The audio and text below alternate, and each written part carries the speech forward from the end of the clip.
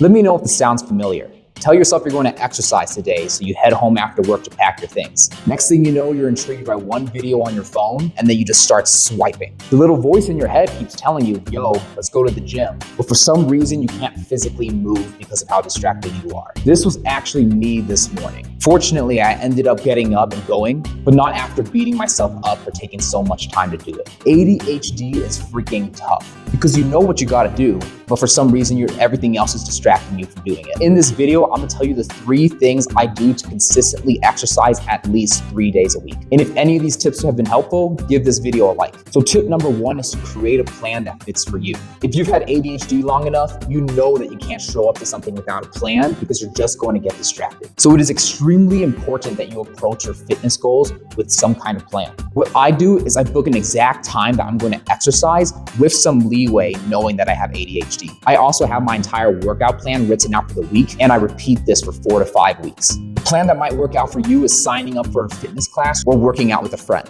Whatever you decide to do, just make sure you approach it with a plan, or else you will struggle to be consistent. Tip number 2 is to limit the amount of distractions you're going to run into. Even with a plan, it's extremely easy to get distracted by social media, our family, or whatever else is going on in our lives. So you need to limit as many distractions and inconveniences as you can to get yourself from point A to point B, the gym. Because I work out super early, I make sure all of my workout clothes are prepared, my pre-workout is ready, and everything is ready for me to go. Fortunately, in the morning, no one is really there to distract you. If you're trying to work out after work, make sure you have all your gear prepared so that you can just go from work straight to the gym, finish your exercise, and then go home. Especially if you have ADHD, don't go home right after work, because I promise you it'll be a struggle to get out. And tip number 3 is to outsource your motivation. This one is huge for me because it's extremely easy for me to get distracted by whatever I have during the day that I'll just tell myself that I'll do it tomorrow. So what I do is I have a friend on the other side of the country that will just text back and forth about how our workout went. This way, I'll feel like I'm letting him down if I don't exercise. The problem with trying to start a routine all by ourselves is that there's no sense of urgency.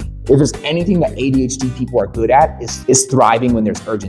It is a lot easier for us to let ourselves down than to let other people down. So some ways you can outsource your motivation is to work out with a friend, start a fitness class, or get yourself a coach. ADHD can absolutely wreak havoc on our lives, but it doesn't have to stop us from reaching our goals. Let me know in the comments below. What are some of the things you do to help motivate yourself to exercise?